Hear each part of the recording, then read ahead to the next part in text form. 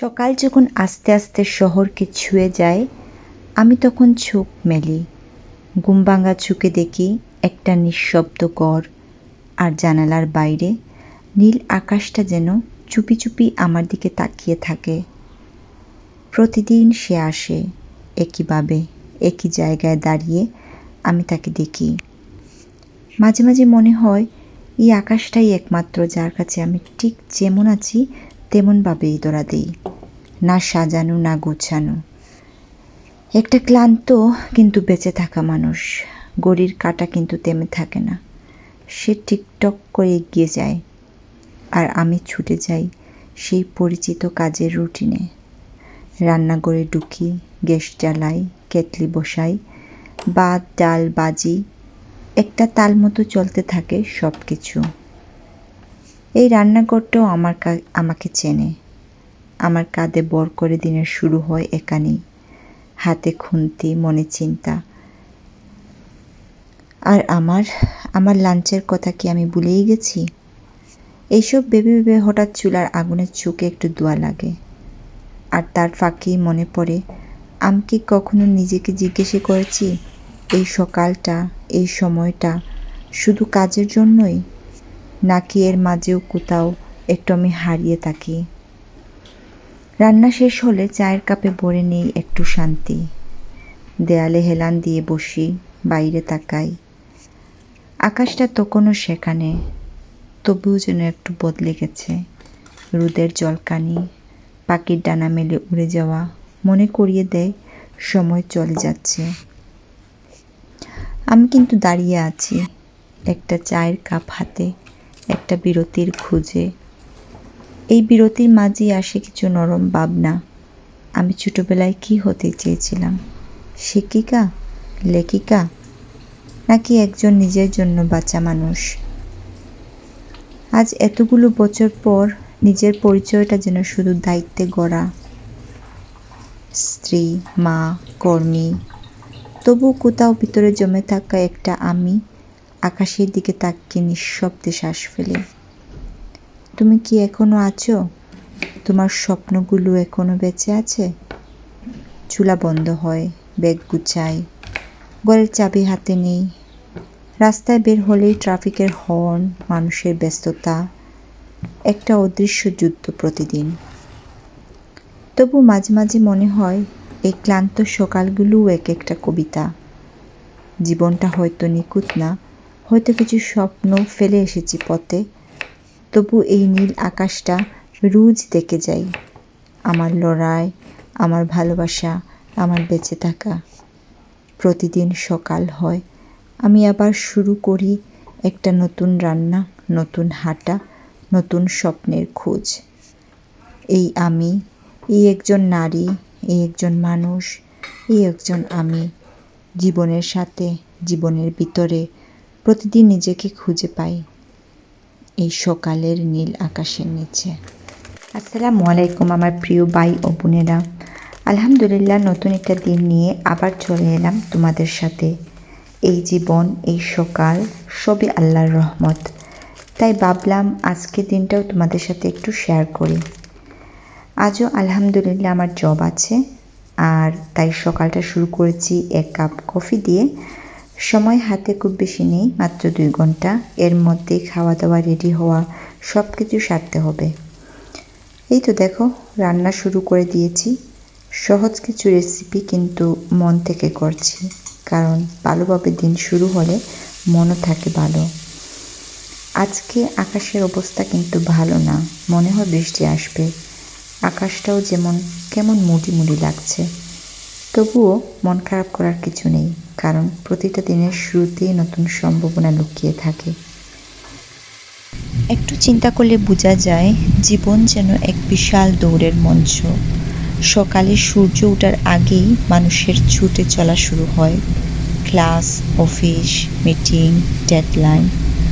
প্রতিদিনের এই দৌড়ে আমরা ভুলে যাই শান্তির আসল মানে কি। কখনো কি মনে হয়েছে আমরা কেবল বেঁচে আছি, কিন্তু জীবনের স্বাদ নিচ্ছি না? এই দুশ্চিন্তা আর ব্যস্ততার জগতে এক নতুন জীবন দর্শন, এখন মানুষের মনে জায়গা করে নিচ্ছে। স্লো লাইফ অর্থাৎ ধীর জীবন, এটা কোনো অলসতার নাম নয়, বরং সচেতনভাবে বাঁচার এক পদ্ধতি। প্রতিটি মুহূর্তকে অনুভব করার, ছোট ছোট জিনিসে আনন্দ খোঁজার আর প্রকৃতির সঙ্গে তাল মেলানোর এক অনন্য পথ। আজ অনেকদিন পরে আসলে একটা গল্পের কথা মনে পড়ে গেল। সেদিন আমি দাদুকে প্রশ্ন করেছিলাম, দাদু আপনি এত শান্ত থাকেন কিভাবে? তখন আমার দাদু হেসে বলেছিলেন, শান্তি তো বাইরের জিনিস না, শান্তি থাকে ভিতরে, আর ওটাকে দেখতে হলে ধীর হতে হয়। কিন্তু আমাদের তো সময় নেই। সকালে অফিস, রাতে বাসা, সব কিছু দৌড়ের উপর। কখনো মনে হয় আমি বাঁচছি না, শুধু চলছি। দাদুর কথা মনে পড়ে। দাদু বলতেন, কখনো কখনো থামতে শিখতে হয়। একটা বিকেল শুধু আকাশ দেখে কাটাও, একটা সকাল শুধু নিজের জন্য রাখো। আমি তখন বিস্মিত হয়ে দাদুকে বলতাম, আপনি কিভাবে দিন কাটান দাদু? তখন দাদু বলতেন, ফোন নেই, কিছুই তো ঠিকঠাক নেই এখানে। যদি একটা ফোন থাকতো তাহলে হয়তো তোমাদের মতো সময় কাটাতাম, কিন্তু আসলে কি জানো, আমার এভাবে সময় কাটাতে ইচ্ছে করে না। দাদু বলেন, আমি সকালে হাঁটি, গাছের সঙ্গে কথা বলি, দুপুরে পাখির গান শুনি, রাতে চাঁদের আলোয় ঘুমাই। এটুকুই চাই, নিজেকে অনুভব করার মতো সময়। আমি দাদুকে আবার বলি, আমি কি একটু এখানে থাকতে পারি দাদু, শুধু কয়েকদিনের জন্য তোমার সাথে, নিজেকে আবার খুঁজে পেতে চাই। দাদু তখন মাথায় হাত রেখে বলতেন, জীবন যদি শুধু দৌড় হয় তাহলে মনকে কখনো বলো হাঁটতে, আর বলো চলো মনকে একটু হাঁটতে দেই। এই জীবন বলে তোমাকে সব কিছু দৌড়ে প্রথম হতে হবে না। তোমার দরকার কেবল নিজের গতিতে চলা, নিজের হৃদয়ের কথা শোনা। যখন তুমি সকালে উঠে তাড়াহুড়া না করে খোলা জানালা দিয়ে একটু আকাশ দেখো, যখন তুমি ফোন না দেখে মায়ের মুখের হাসি খুঁজে পাও, সেই মুহূর্তগুলোই তোমার সত্যিকারের জীবন। স্লো জীবন মানে সময়কে নিজের করে নেওয়া, মুহূর্তগুলোকে ছুঁয়ে দেখা, আবেগকে অনুভব করা। এমন জীবনযাপন আমাদের শেখায় ধীরগতি মানেই পিছিয়ে পড়া নয়, বরং নিজেকে খুঁজে পাওয়ার উপায়। স্মৃতি হয় দামি তখনই যখন তুমি তা বাঁচো মন দিয়ে। তাই থামো, একটু ধীরে হাঁটো। তোমার হৃদয়ও চায় একটু নিঃশ্বাস, একটু প্রকৃতি আর একটু নীরবতা। স্মার্টফোন নয়, প্রকৃতির সঙ্গে কানেকশন হোক গভীর। ডেডলাইনের ভয় নয়, ভোরের আলো হোক প্রেরণা। আজ চলো আমরা সবাই মিলেই বলি, আমি ধীরে বাঁচতে চাই, কারণ আমি সত্যিকার জীবন চাই। তোমাদের সাথে কথা বলতে বলতে আমার রান্নার কাজটাও সেরে নিচ্ছি। রান্না প্রায় শেষ হয়ে গেছে। আজকে তেমন কোনো স্পেশাল কিছু নয়, একটু সুকিনি ভাজি করলাম, তারপর ডিম ভাজি করলাম, আর এই তো এভাবেই খেয়ে তারপর টিফিন বক্সে একটু খাবার নিয়ে চলে যাব কাজের উদ্দেশ্যে। আসলে প্রত্যেক দিনের রুটিনটাই যেন এমন, প্রত্যেক দিনই ঘুম থেকে ওঠা, চা পান করা, রান্না বান্না করা আর কাজে চলে যাওয়া। এর মধ্যে দিয়েই হয়তো নিজেকে কখনো কখনো হারিয়ে ফেলি, কিন্তু মাঝে মাঝে যখন চোখ মেলি তখন ভাবি, আসলে এভাবেই কি আমাদের বেঁচে থাকা, নাকি জীবনটাকে ইচ্ছে করলে আর একটু সুন্দরভাবে উপস্থাপন করা যায়, একটু সুন্দরভাবে চিন্তা করা যায়। তো আমার খাবার রেডি হয়ে গেছে, এখন খাবো, খেয়ে দিয়ে কাজের উদ্দেশ্যে রওনা হব।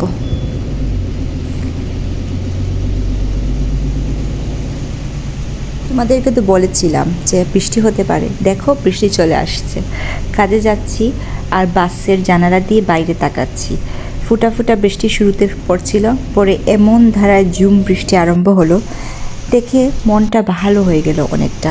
কারণ ঠিক যেন বাংলাদেশের মতো যেরকম মনজুম ঝুম বৃষ্টি হয়, ঠিক তেমনি যেমন এমন একটা ঝুম বৃষ্টি এখানে হয়েছিল।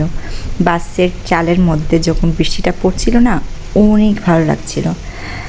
তাই এই সুন্দর ভালো মন নিয়েই কাজের উদ্দেশ্যে রওনা হলাম। তো বন্ধুরা ভালো থেকো, সাবস্ক্রাইব করো আমার চ্যানেলকে এবং এই বোনটির পাশে থেকো। ভালো থেকো, আল্লাহ হাফিজ। পরে আবার নেক্সট টাইমে কোনো এক নতুন ভিডিও নিয়ে আবার তোমাদের সাথে দেখা হবে, কথা হবে। আল্লাহ হাফিজ।